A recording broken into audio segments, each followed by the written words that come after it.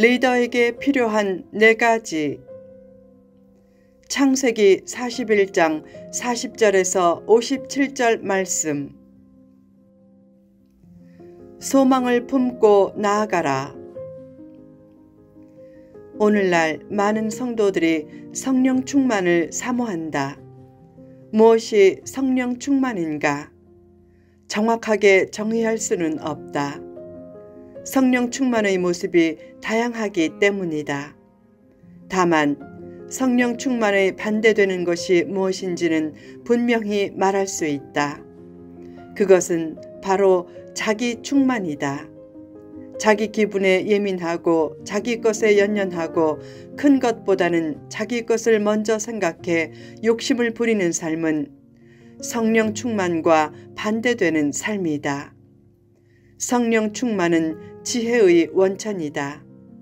요셉이 고난 중에도 지혜가 넘쳤던 이유는 자기의 소유, 기분, 과거, 상처, 처지에 연연하지 않고 하나님의 영에 감동되어 살았기 때문이다. 요셉의 탁월한 지혜를 보고 애굽 왕 바로는 신하들에게 이처럼 하나님의 영에 감동된 사람을 어찌 찾을 수 있느냐 라고 했고, 요셉에게는 하나님이 이 모든 것을 내게 보이셨으니 너처럼 명철하고 지혜 있는 자가 없다 라고 했다. 곧 바로는 요셉을 애굽의 총리로 임명하며 자기의 인장 반지를 빼어 요셉의 손에 끼우고 그에게 세마포 옷을 입히고 금사슬을 목에 걸고 버금수레에 태웠다. 버금수레란 왕 다음의 권력자가 타는 수레를 뜻한다. 또한 요셉에게 왕의 전권을 위임하고 그의 이름을 사브낫 바네아라 하고 또 온에서 태양신을 섬기는 제사장 보디베라의 딸 아스낫을 아내로 삼게 했다. 당시 애굽 왕이 주로 제사장 가문에서 왕비를 취했던 관례를 생각하면 요셉을 왕족에 준하는 대접을 한 것이다. 노예 출신의 이방인 죄수를 단번에 총리로 삼고도 기득권층의 큰 반발이 없었던 것은 하나님의 영에 감동된 요셉의 영성과 인격과 지혜가 기득권 세력도 압도했다는 암시다. 또한 준비되지 않은 채 높은 위치에 오르면 곧 추락하는 경우도 많은데 요셉은 80년간 총리로 있으면서도 그 위치가 굳건했다. 그만큼 그의 영성과 인격과 지혜가 탁월했다는 뜻이다. 요셉의 오랜 시련은 그를 애굽 총리로 삼아 이스라엘을 하나의 민족 국가로 만들려는 하나님의 섭리였다. 그처럼 성도의 시련은 목적 있는 시련이고 결국 최종 승리로 귀결된다. 성도도 가끔 어려움을 만나지만 하나님은 그 어려움을 통해 최종 선을 이루신다. 그러므로 이렇게 말하지 말라. 잘 믿어봐야 소용없어. 기도해도 소용없어. 진실한 믿음과 간절한 기도는 가장 유용한 영적인 투자로서 반드시 보상이 있다. 이런 말도 하지 말라. 누가 내 마음을 알아줄까? 아무도 알아주지 않는다. 그러나 사람은 알아주지 않아도 하나님은 알아주시고 가장 정의롭게 갚아주신다. 가끔 어린 자녀들이 곧 실증내고 버릴 장난감 같은 사소한 것을 놓고 싸운다. 그때 양보하는 삶을 가르치지만 잘 안 된다. 아이들은 그것을 큰 것으로 알고 싸우기 때문이다. 하나님도 사소한 일을 놓고 큰 일을 만났다고 난리를 치면서 좌절하면 안타깝게 여기실 것이다. 그 일이 사람 보기에는 큰일 같지만 하나님 보시기에는 별일 아니기 때문이다. 그런 일로 너무 낙심하거나 실망하지 말라. 양보를 앞세워 손해보아도 괜찮게 여기라.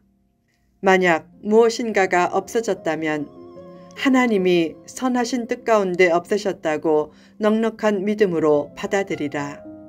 그처럼 오늘은 힘들고 어려워도 내일의 소망을 품고 나아가라.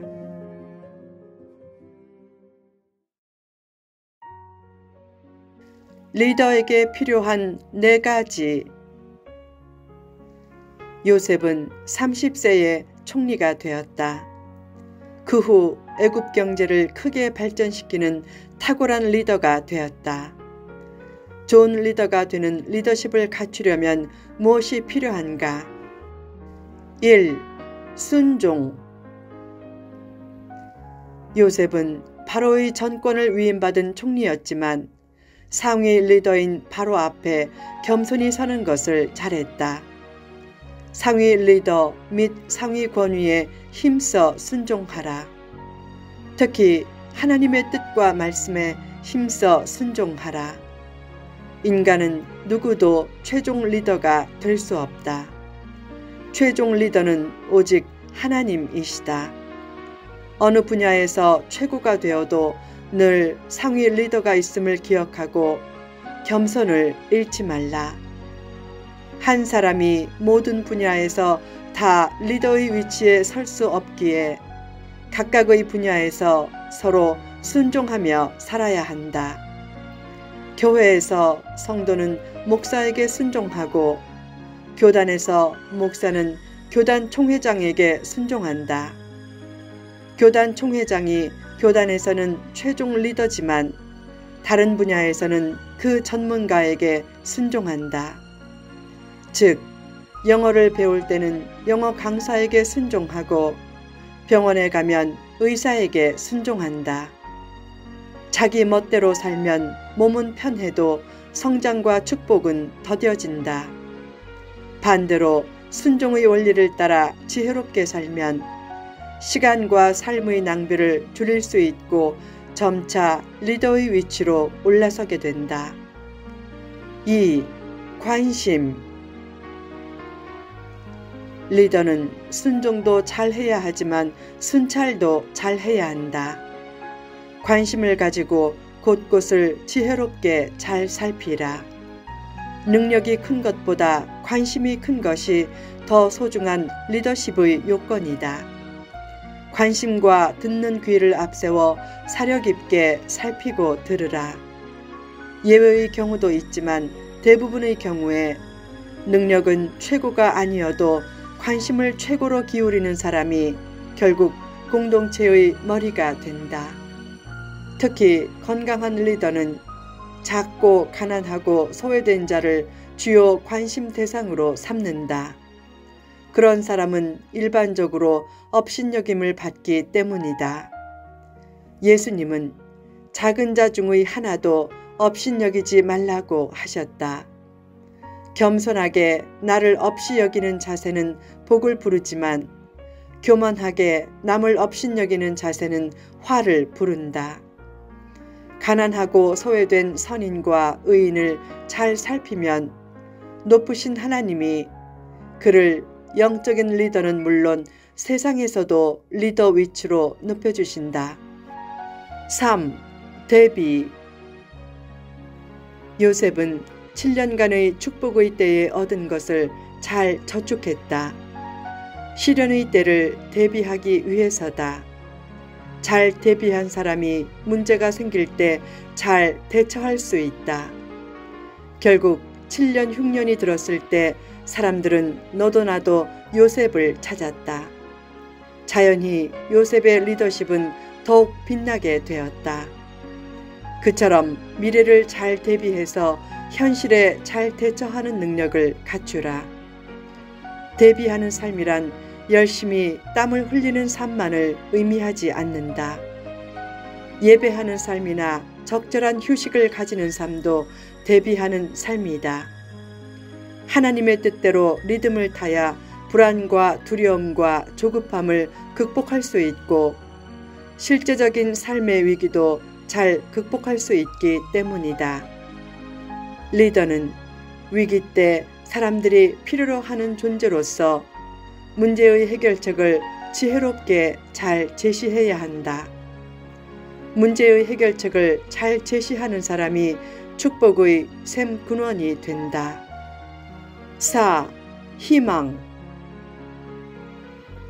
요셉은 장남을 얻어 하나님이 나의 모든 고난을 잊게 하셨다 라는 뜻으로 이름을 므낫세라고 짓고, 차남을 얻어 하나님이 나를 번성하게 하셨다 라는 뜻으로 에브라임이라고 지었다. 요셉이 짓는 이름만 봐도 그는 늘 희망을 품고 긍정적으로 살았음을 알 수 있다. 리더는 늘 긍정적이고 희망적이어야 한다. 고난 중에도 희망을 발견하고 말하고 제시하면서 용기를 불러일으키는 사람이 리더다. 인생은 해석이다. 해답을 잘 아는 사람보다 해석을 잘하는 사람이 탁월한 리더다. 사건 자체를 어떻게 해석하느냐에 따라 인생이 달라진다. 리더의 가장 큰 일은 희망적인 해석을 하고 희망적인 해석을 하도록 돕는 사람이다. 성공적인 인생이 되려면 긍정적으로 해석하는 능력을 키우라. 말씀을 가까이 하며 기도하라. 그러면 점차 희망의 크기가 커진다. 어떤 상황에서도 희망을 잃지 않고 나아가면 하나님이 가장 적절한 때에 리더의 위치로 올려 주신다.